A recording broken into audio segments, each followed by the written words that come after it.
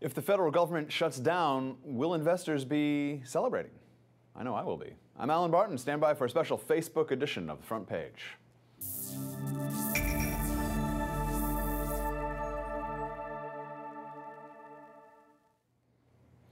Joining me in PJTV studios are Alex Epstein, a fellow at the Ayn Rand Center for Individual Rights, and Terry Jones, associate editor for Investors Business Daily. All right, gentlemen, during the last two government shutdowns in 95 and 96, predictions were that the stock market would tank, of course, part of the overall narrative that the world itself will stop spinning and the sun will go out if the federal government ceases to function. But in fact, with regard to the stock market, gains were made each time the government was shut down.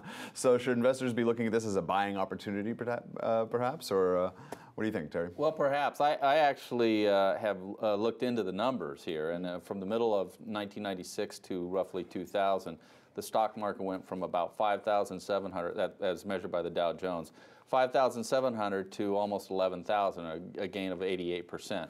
So anybody who was betting that the two shutdowns we had in 1995 and 1996 were going to tank the stock market lost big.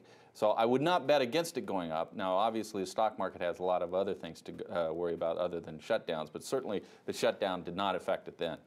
Well, out there, there is Eric Singer, who manages this Congressional Effect Fund.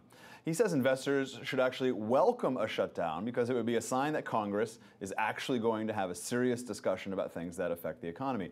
In fact, the premise of his fund is that the market tends to make gains largely when Congress is out of session.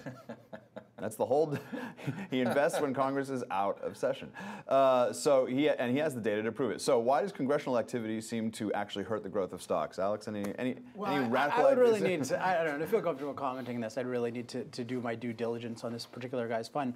But I think one cool thing about the government shutdown, which I don't think in general is a good phenomenon, is what they say is, well, the things we're going to keep open are only the essential functions of government. And then they list those out, and it's like protect people's life, protect their liberty, protect their property, have the military. I'm thinking, there you go. Someone understands the proper role of government. So if they could only take the role that the government has in the emergency and limit it to that all the time, I mean, then your whole economy would be booming. It would be amazing to sort of take a survey of, like, when they shut it down, like actually who actually notices anything about the government shutting down?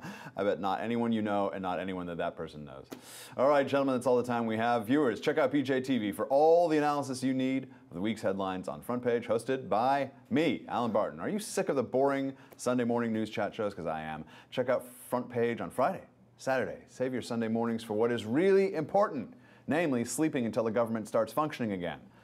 So if you like what you see here, there's a lot more of the Front Page over at PJTV.com. Thanks for watching. Please share us with your friends on Facebook. For Terry and Alex, I'm Alan Barton. Thanks for watching.